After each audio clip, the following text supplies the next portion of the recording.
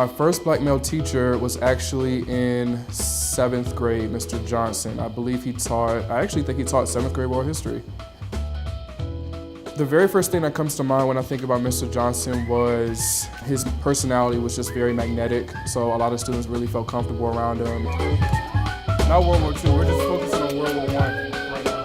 Just focus on World War I, because I think a lot of times young black males have a hard time expressing their emotions, especially to older black male figures, because of the disconnect, with a strong black male figure, and just that being a lack in the family a lot of times.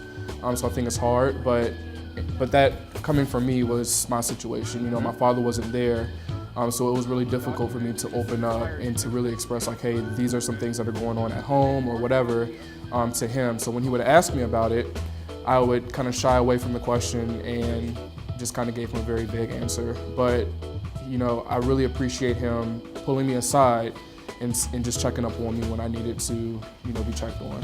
If I feel like there's something that's getting into the way of my students becoming successful, then I have a problem with that. I just have a relationship with my students that's just genuine and authentic, where they can feel like, hey, I can come and talk to Mr. Sims. Profound Gentlemen, we increase the opportunity for boys of color to experience a black male educator. So we do this through recruiting, developing, and retaining black male educators who offer that profound additional impact on the lives of all students, but more specifically with us black male students.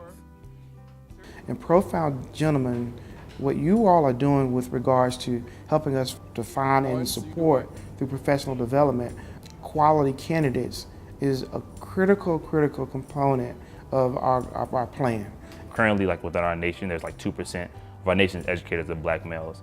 And so when we think about that disparity, it's a huge gap. And so one thing is the men aren't present in the building. So when men are present in the building, they have an opportunity to really truly impact students, because they can see themselves as success. They can see that kind of positive, consistent role model that's going to be there every single day, that's going to be on the grind working for them. Well, Mr. Sims is my first black male teacher, because when I was growing up, I never had a black male teacher. I only had a black male principal, and that was it.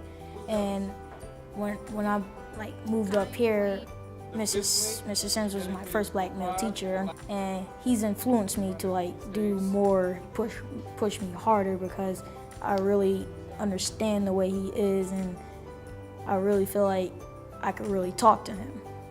I believe that black male educators are important because we are leaders. I think that we are natural born leaders.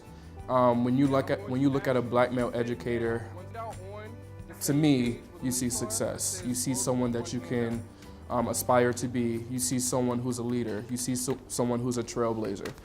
I'm really excited about being a part of Profound Gentlemen, because it really pushes the initiative of recruiting, retaining, and supporting the black males who are already in the classroom making a difference.